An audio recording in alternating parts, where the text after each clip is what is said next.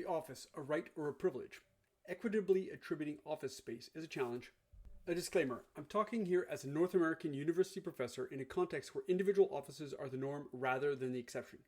I fully acknowledge that others may not have the same luxury, having always been in shared offices and with much less possibility for personalized space. In the post-COVID return to work, many academic institutions and others have had to rethink their traditional norms about the efficient and equitable use of office space. Work from home has, for many of us, changed how we think about the office. Instead of going to work Monday to Friday, 9 to 5, we discovered the liberty and benefits of working from home. I save 90 minutes of travel time each day. I'm not interrupted by hallway discussions, apart from those with my wife, can take regular breaks to exercise, do my karate or calisthenics, and I can book into my day a dental appointment, a walk, etc., all of which greatly enhance my work-life balance. But what is lost when working from home are the spontaneous discussions and in-person contact with students and colleagues that help build collegiality and stimulate creative ideation. Recognizing this challenge, academic institutions are exploring ways to encourage people to return when it's so easy for many to work from home. And that means asking questions about our existing environment. Are our current spaces sufficiently inviting and functional? Are they accessible for those with visual or mobility challenges? Do we have enough of the right spaces given the diversity of people we seek to accommodate, whether that is professors, administrative, or research personnel, or students? And does this match their various and differing uses and requirements? Who can or should have an individual office? Who gets the coveted office with a window? And who is relegated to the dark, windowless box? Should offices be shared, and if so, how and when? And according to what criteria? These thoughts have been on my mind in part due to my role as director of a large department and my associated responsibility to equitably and efficiently allocate a limited number of offices to our professors. I'm also on a faculty space planning committee where we're thinking more broadly about how to optimize the use of all our space, offices, common areas, etc., with a view to improving the quality of the experience and increasing the use of these different spaces. The aim is to make the School of Public Health a dynamic and healthy work environment in which people want to be present. Here, though, I'm going to focus on the individual office commonly reserved for professors and administrative personnel. Different personalities. For many colleagues, me included, their office is an extension of their personality. I've known people whose offices were virtually impassable, the caricature of the messy academic, with books, papers on every surface, stacked floor to ceiling, with only the narrowest path to the desk, which was also buried, and one chair for a visitor. These are the offices where the cleaning staff refuse to enter, and are possibly the source of recurrent mice infestations. At the other extreme are minimalists like me, who have a desk for their computer, I don't even have a chair as I stand, a few photos, a partially filled bookcase, and some artwork. All the empty space is dedicated to chairs for visitors. In between these two extremes, the hoarder and the minimalist, are those colleagues who need desk space and have lots of books, files, equipment, and that doesn't fit into their lab, and other objects of their research and travels, without which they could not do their work effectively. They may connect all these objects together in a coherent design with colorful carpets, easy chairs, decorations, etc. for a warm, if very full office. As different as our individual personalities, so too are people's offices and their uses. Different uses. Since becoming a professor in 2005, I've had my office with a window, although not always with a great view. Using this space regularly enabled me, at the beginning of my career, to get to know my colleagues and to build trusting relationships and collaborations. It has been an important place to meet with students for rich and extended discussions and to explore new opportunities. At its most prosaic, the office is a place to deposit my coat and boots between classes or meetings. I realized early on that, for me at least, the office was not the optimal place for focused reading or writing because there were too many distractions. So I started protecting 2 days a week at home. I'm firmly in the camp of those people who love working from home and have the luxury of a great setup with a quiet and separate space, which I've refined with time. As my administrative responsibilities have expanded, I've moved to 2 to 3 days a week at the office, reserving my in-office days for face-to-face meetings.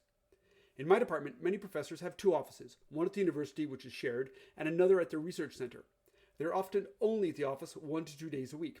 Other colleagues, however, are in their offices 3, 4, or even 5 days a week. Going to the office is, for them, the ideal place to work and a means of separating work from personal life. What happens at the office stays at the office.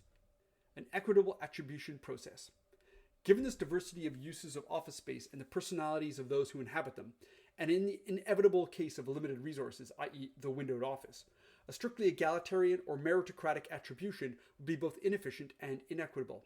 Who then should get priority access to the individual office with a window, and based on what criteria? Answering this question is not easy and is part of an ongoing reflection by our space planning committee. Here I share a proposition for how to establish an equitable attribution process. Note that I've given priority to salaried university employees, as having an office is often part of their contract and/or collective agreement, and they are the personnel likely to spend the most time at the office and thus are the most in need of optimal workspace. What follows is a list of criteria to use in prioritizing access for the different members of the department. Individual office with window. This goes to salaried employees, i.e. professors and administrative personnel who spend 3 or more days at the office. Employees who require space for focused work, private discussions, and or use lots of resources, books, etc. Use it or lose it, with an annual reevaluation. The shared office with a window. For salaried employees who spend 2 to 3 days at work, require private office space and can schedule alternate days with a colleague, i.e. no overlap. When an office is sufficiently large for 2 desks, an employee does not require regular private work. Use it or lose it with an annual reevaluation. The individual office without window. All employees who are happy without a window, likely 2 to 3 days a week. Research personnel and students who spend 2 to 3 days a week at work. Use it or lose it with an annual reevaluation. The shared office without window. For employees and students who spend less than 2 days a week at work. Flexible options. In addition to the above, where possible, it could be pertinent to consider individual offices without windows that can be reserved as needed, for example for visitors. Multi-user spaces with or without windows that can be set up with hot desks and unreserved workspace. In summary, professors, administrative and research personnel, and students each have different needs and preferences, and these likely cannot all be accommodated. A process is thus needed to think through these different needs, to explore various options, and to attribute office space most equitably. When I became director, I moved from an individual office with a window to the executive office with wraparound windows on 2 walls and a beautiful view of the neighborhood and a space for a big desk and a table for meeting. But in thinking about my own needs, 2 to 3 days a week at work, and testing them with the above process, I clearly do not warrant a large windowed office. Given the needs of our junior professors and administrative personnel who are at work 3 or more days a week, many of whom currently don't have individual offices with windows, my current office space would be better used in other ways, such as for a meeting room or as a shared office. The office is an important space, but one that must be used. In the new reality of work from home, the individual office with a window is a privilege, not a right. So, I will happily take an individual windowless office. Le bureau, un droit ou un privilège? L'attribution équitable des espaces de bureau est un défi. Un avertissement. Je parle ici en tant que professeur d'université nord-américaine, dans un contexte où les bureaux individuels sont la norme plutôt que l'exception. Je reconnais tout à fait que d'autres n'ont pas le même luxe, ayant toujours été dans des bureaux partagés et ayant beaucoup moins de possibilités de personnaliser leur espace. Dans le cadre du retour au travail post-Covid, de nombreuses institutions universitaires et autres ont dû repenser leur normes traditionnelles concernant l'utilisation efficace et équitable de l'espace du bureau. Le travail domicile a, pour beaucoup d'entre nous, modifié notre conception du bureau. Au lieu d'aller au travail du lundi au vendredi de 9 à 5, nous avons découvert la liberté et les avantages du travail à domicile. J'économise 90 minutes de trajet par jour. Je ne suis pas interrompu par des discussions de couloir, sauf avec ma femme. Je peux faire des pauses régulières pour faire de l'exercice, karaté, gymnastique, etc. Et je peux prévoir dans ma journée un rendez-vous chez le dentiste, une promenade, etc. Mais ce qu'on perd lorsqu'on travaille à domicile, ce sont les discussions spontanées et les contacts personnels avec les étudiants et les collègues qui contribuent à renforcer la collégialité et à stimuler l'idéation créative. Conscients de ce défi, les établissements d'enseignement supérieur étudient les moyens d'encourager les gens à revenir alors qu'il est si facile pour beaucoup de travailler à domicile. Pour ce faire, il faut s'interroger sur les environnements existants. Nos espaces actuels sont-ils suffisamment accueillants et fonctionnels? Sont-ils accessibles aux personnes ayant des problèmes de vue ou de mobilité? Disposons-nous d'un nombre suffisant d'espaces adéquats compte tenu de la diversité des personnes qui nous cherchent à accueillir, des professeurs, des personnels administratifs ou de recherche, les étudiants, qui peut ou doit disposer d'un bureau individuel? Qui obtient le bureau convoité avec une fenêtre? Et qui est relégué dans la boîte sombre sans fenêtre? Les bureaux doivent-ils être partagés et si oui, comment et quand? Selon quels critères? Ces questions me préoccupent en partie en raison de mon rôle de directeur d'un grand département et de la responsabilité qui m'incombe d'attribuer équitablement et efficacement un nombre limité de bureaux à nos professeurs. Je fais également partie d'un comité de planification de l'espace de la faculté où nous réfléchissons plus largement à la manière d'optimiser l'utilisation de tous nos espaces, bureaux, espaces communs, etc. L'objectif est de faire de l'école de santé publique un environnement de travail dynamique et sain dans lequel les gens ont envie d'être présents. Je veux cependant me concentrer ici sur le bureau individuel communément réservé aux professeurs et au personnel administratif. Des personnalités différentes. Pour de nombreux collègues, moi y compris, leur bureau est le prolongement de leur personnalité. J'ai connu des gens dont les bureaux étaient à peu près impraticables, la caricature de l'universitaire désordonné. Des livres et des papiers sur toutes les surfaces, empilés du sol au plafond avec seulement le chemin le plus étroit vers le bureau, qui était également enterré, et une chaise pour un visiteur. Ce sont les bureaux où le personnel de nettoyage refuse d'entrer et qui sont probablement la source d'infestations récurrentes de souris. À l'autre extrême, les minimalistes comme moi ont un bureau pour leur ordinateur. Je n'ai même pas de chaise puisque je suis debout. Quelques photos, une bibliothèque partiellement remplie et quelques œuvres d'art.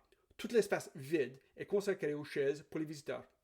Entre ces deux extrêmes, le thésauriseur et le minimaliste, se trouvent les collègues qui ont besoin d'un espace de bureau et qui ont beaucoup de livres, de dossiers, d'équipements qui ne rentrent pas dans leur laboratoire et d'autres objets issus de leur recherche et de leur voyage, sans lesquels ils ne pourraient pas faire leur travail de manière efficace. Ils peuvent relier tous ces objets dans un design cohérent avec des tapis colorés, des fauteuils, des décorations, etc. pour créer un bureau chaleureux mais très chargé. Les bureaux et leurs usages sont aussi différents que les personnalités individuelles. Des usages différents. Depuis que je suis devenu professeur en 2005, j'ai mon propre bureau avec une fenêtre, mais pas toujours avec une belle vue. L'utilisation régulière de cet espace m'a permis, au début de ma carrière, de connaître mes collègues et de construire des relations de confiance et des collaborations. Il a été un lieu important pour rencontrer des étudiants pour des discussions riches et prolongées et pour explorer de nouvelles opportunités. Dans sa forme la plus prosaïque, le bureau est un endroit où je dépose mon manteau et mes bottes entre les cours ou les réunions.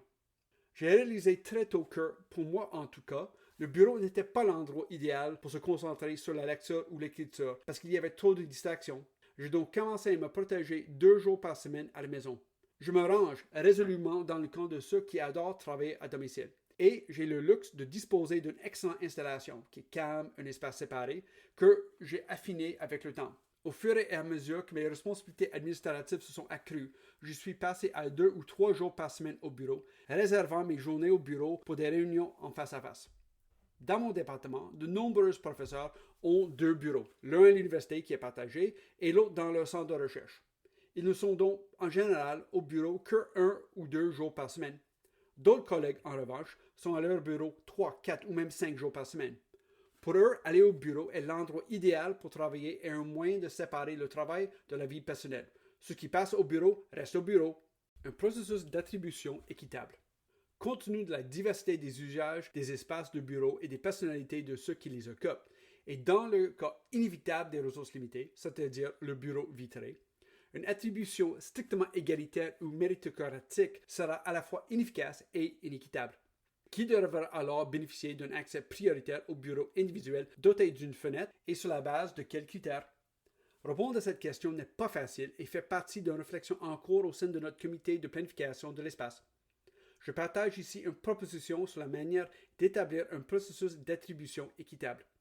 Il est à noter que j'ai donné la priorité aux employés salariés de l'université, car le fait de disposer d'un bureau fait souvent partie de leur contrat ou de leur convention collective. En outre, ce sont eux qui sont susceptibles de passer le plus de temps au bureau et qui ont donc le plus besoin d'un espace de travail optimal. Ce qui suit est une liste de critères à utiliser pour prioriser l'accès pour les différents membres du département. Bureau individuel avec fenêtre. Pour les salariés, c'est-à-dire les professeurs et le personnel administratif qui passent 3 jours ou plus au bureau. Pour les employés qui ont besoin d'un espace pour un travail ciblé, des discussions privées ou qui utilisent beaucoup de ressources, des livres, etc. À utiliser ou à perdre avec une réévaluation annuelle. Bureau partagé avec fenêtre. Pour les employés salariés qui passent 2 ou 3 jours au travail, ont besoin d'un espace de bureau privé et peuvent programmer 1 jour sur 2 avec un collègue, c'est-à-dire sans chevauchement. Lorsque le bureau est suffisamment grand pour accueillir 2 bureaux et que les employés n'ont pas besoin d'un travail privé régulier. À utiliser ou à perdre avec une réévaluation annuelle. Bureau individuel sans fenêtre. Pour tous les employés qui sont heureux sans fenêtre, probablement 2 à 3 jours par semaine. Pour le personnel de recherche et les étudiants qui passent 2 à 3 jours par semaine au travail, à utiliser ou à perdre avec une réévaluation annuelle. Bureau partagé sans fenêtre. Pour le personnel et étudiants qui passent moins de 2 jours par semaine au travail. Option flexible. En plus de tout ce qui précède, il pourrait être pertinent d'envisager dans la mesure du possible les options suivantes. Des bureaux individuels sans fenêtre qui peuvent être réservés selon les besoins. Par exemple pour les visiteurs. Des espaces multi-utilisateurs avec ou sans fenêtre qui peuvent être aménagés en bureaux tournants ou en espace de travail non réservé. En résumé, les professeurs, le personnel administratif et de recherche et les étudiants ont tous des besoins et des préférences différents, qui ne peuvent probablement pas tous être satisfaits. Un processus est donc nécessaire pour réfléchir à ces différents besoins, explorer différentes options et attribuer les espaces du bureau de la manière la plus équitable possible. Lorsque je suis devenu directeur, je suis passé d'un bureau individuel avec une fenêtre à un bureau exécutif avec des fenêtres enveloppant sur 2 murs et une belle vue sur le quartier, ainsi qu'un espace pour un grand bureau et une table pour les réunions. Mais en réfléchissant à mes propres besoins, c'est-à-dire 2 à 3 jours par semaine au travail, et en les testant avec le processus ci-dessus, il est clair que je n'ai pas besoin d'un grand bureau avec fenêtre. Compte tenu des besoins de nos jeunes professeurs et du personnel administratif qui travaillent plus de 3 jours par semaine et dont beaucoup n'ont pas de bureau individuel avec fenêtre, l'espace de mon bureau actuel sera mieux utilisé d'une autre manière, par exemple comme salle de réunion ou comme bureau partagé. Le bureau est un espace important, mais il doit être utilisé. Dans la nouvelle réalité du travail au domicile, le bureau individuel avec fenêtre est un privilège, pas un droit. J'accepterai donc volontiers un bureau individuel sans fenêtre.